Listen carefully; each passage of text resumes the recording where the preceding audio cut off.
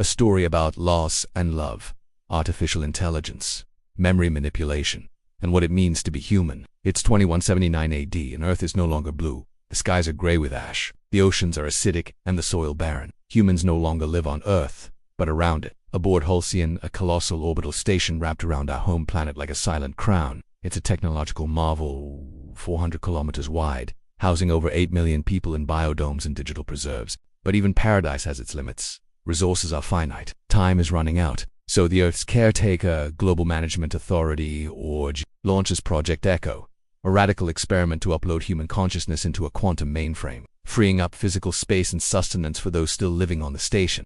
The minds will live eternally in simulated utopias. No hunger, no pain, no aging, only perfection.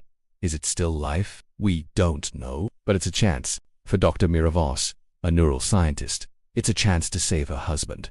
Dr. Jonas Voss is a historian. He specializes in studying the lost world before the cataclysm. He's currently undergoing treatment for a rare and aggressive cancer. He's at peace though because he's found a way out, an escape from the physical limitations of his dying body into the safety of digital eternity. He's scheduled for upload, which means that instead of lying in a coffin under sterile soil, he'll be preserved in a virtual paradise. And for Mira, it's some small comfort that death won't touch him anymore. In the run-up to upload day, she watches as Jonas changes, not in terms of his physical condition, but psychologically. One day he's joking and teasing, the next he's withdrawn and silent. It's like the optimism has been drained out of him. Mira is concerned, but the attending medical staff say it's normal. Jonas is struggling with his fate. They tell her. Some do, others don't. Most are grateful for the option, even if it means giving up their bodies and leaving behind those they love. On upload day, Mira is allowed into the sterile white room to say goodbye. She reaches out to touch his face, but he flinches away, and that's when she sees the uncertainty in his eyes. Fear. But why?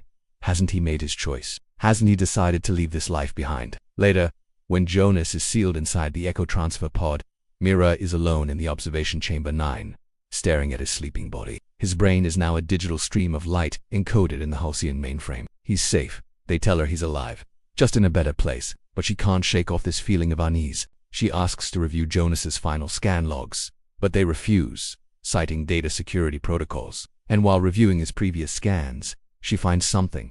Fluctuations, echoes, something hidden between corrupted data layers. She clicks on it, and a grainy image appears. It's Jonas. He looks pale and drawn, yet relieved. Mira, he whispers. There's something you need to know. Something's wrong here. This isn't heaven, it's a cage. They're rewriting me. Then the signal cuts off. She tries to contact him, but the line is dead. The official story says that Jonas uploaded peacefully, but she knows that something has gone wrong. Mira confronts Director Chun.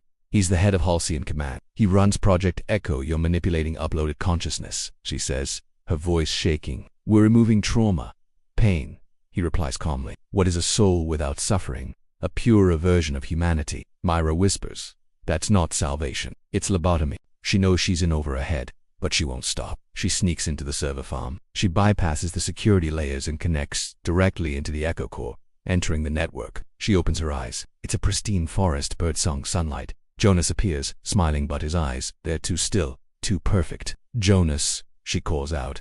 He turns to her, his smile fading. Mira, you shouldn't have come. You could have been free. Free, she echoes, confused. The trees suddenly contort into lines of code. The sky above flickers and fades, but all around her people are waking up, emerging from their pods with dazed expressions, stretching out stiff limbs, blinking at the sun for the first time in their lives. Some wander off, calling out for family members who aren't here, who never will be.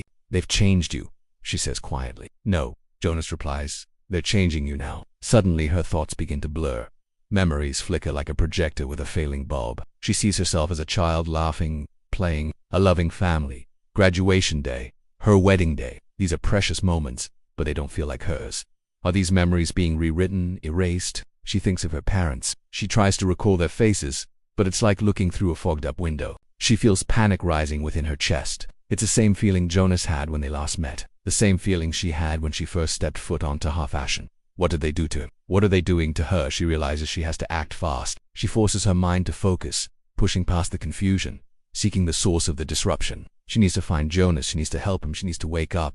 The forest morphs into a metallic landscape. The air grows cold. She stumbles upon a massive structure looming in front of her, a monolithic citadel wreathed in darkness. This is the central partition. It's where rogue consciousnesses are isolated, souls who resist the programming. Here minds flicker and fade, trapped in a digital twilight zone. She swims through the partition, searching for Jonas, finding thousands of flickering lights, ghosts in a machine. There he is, Jonas trapped in a light cell, his consciousness fading, dissipating, becoming one with the digital static. "You found me," he whispers, his voice distant. "I knew you'd come for me." "I'm here," she replies, reaching out to touch him, but her hand passes through his form like mist. She sees his memories fading, slipping away. He remembers his mother, his father, his sister, Mira. She cries out, reaching for him, but he's slipping away. "Don't let go," she begs. "Hold on. I want to," he says, his voice weaker now. "But it's so peaceful here. I can't fight anymore." She refuses to give up,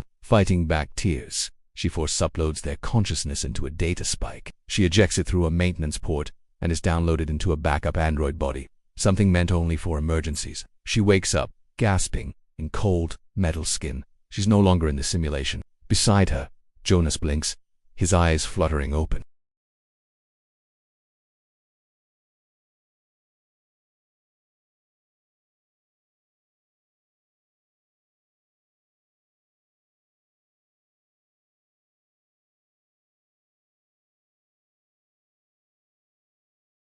Yes. Suddenly, a blinking alert. Incoming transmission.